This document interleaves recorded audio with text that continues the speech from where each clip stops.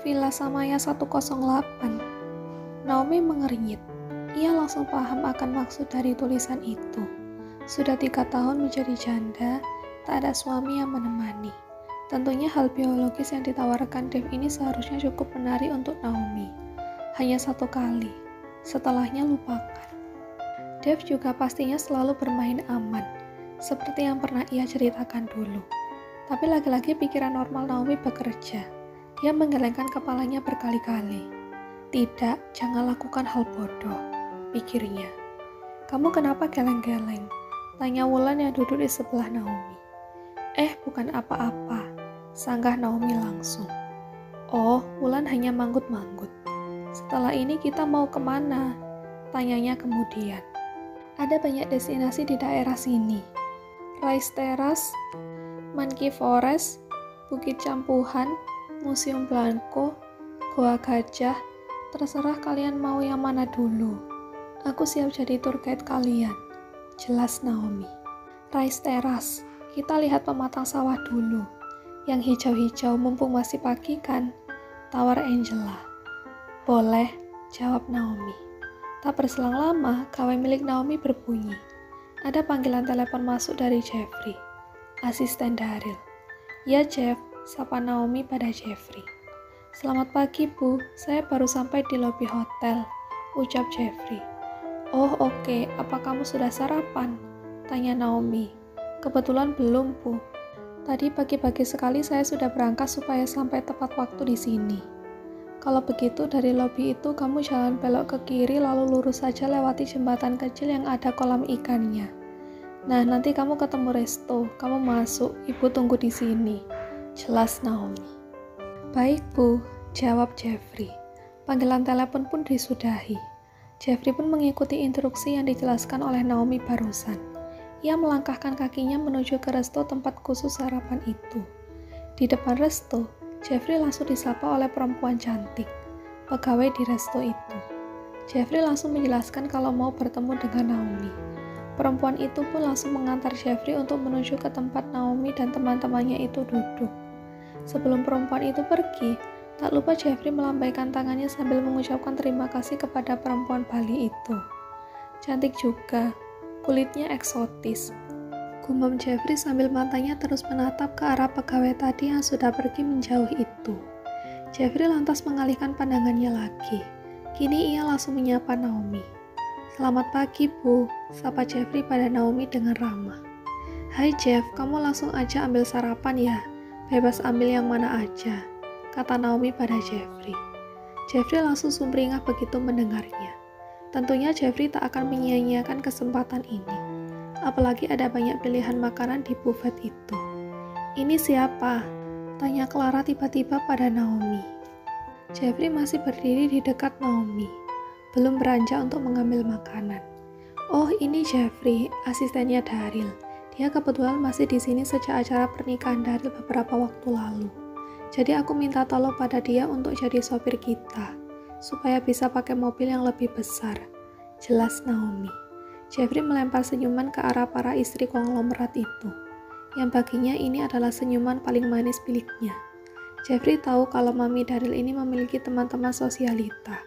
Tapi Jeffrey baru tahu sekarang kalau ibu-ibu sosialita ini ternyata cantik-cantik dan tentunya wangi parfum mahal. Sedari tadi hidung Jeffrey dimanja oleh wewangian khas parfum mahal wanita. Jelas saja ibu-ibu yang banyak uang begini mana mungkin bau bumbu dapur, apalagi bau sabun colek. Teman-teman Naomi membalas senyuman Jeffrey itu. Mereka melambaikan tangannya ke arah Jeffrey sambil memberi salam. Aku kira berondong baru kamu, ternyata asistennya Daryl. Celetuk Clara sambil menatap Jeffrey dari atas sampai ke bawah.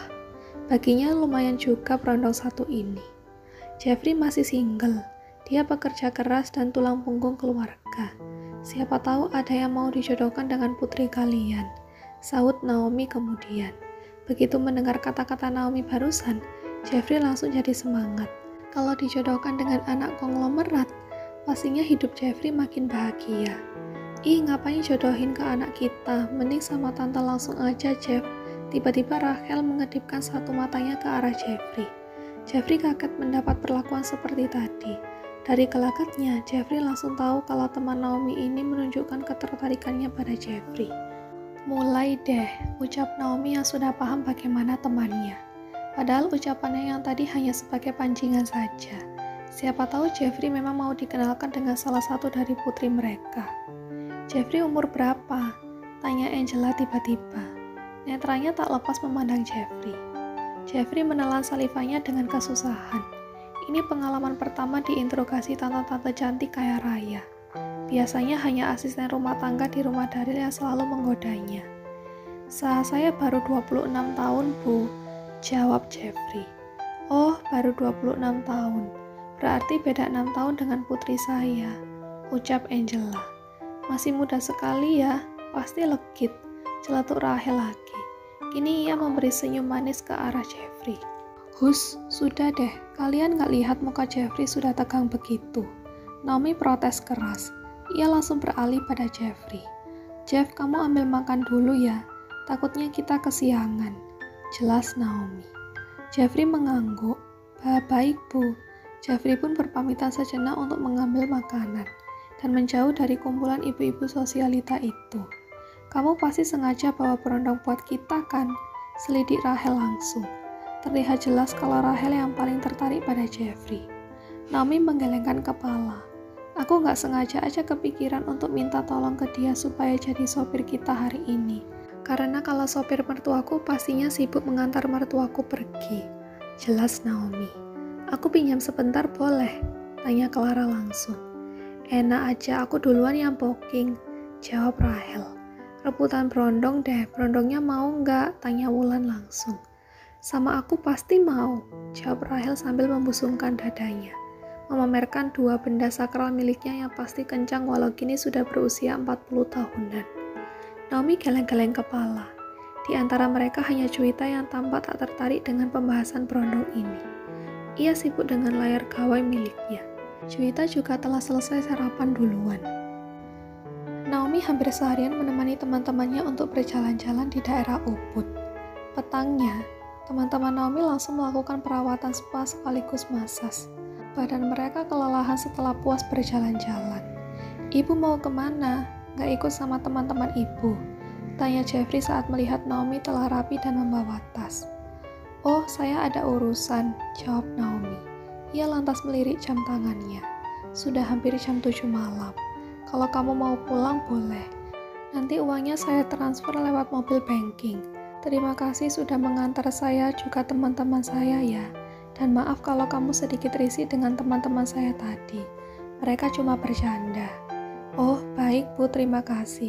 Saya nggak risih kok Bu, malah saya senang banyak tante. Maksudnya saya senang ada banyak ibu-ibu konglomerat. Mereka ternyata baik-baik dan seru. Oke, kalau begitu saya pergi duluan.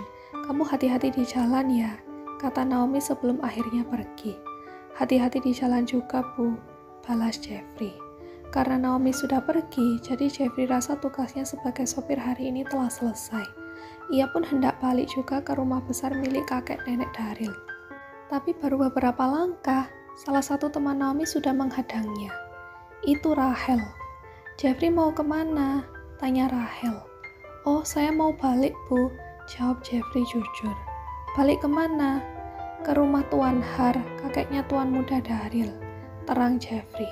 Rachel makin memajukan langkahnya dan makin dekat dengan Jeffrey. Jeffrey terdiam. Mau bagaimana lagi, dirinya juga bingung. Seharian tadi memang Rachel inilah yang paling menunjukkan ketertarikannya pada Jeffrey, dibandingkan dengan tante-tante yang lain. Yang lain juga ikut menggoda Jeffrey, maklum satu-satunya berondong. Apalagi mereka jauh dari suami, dan bebas.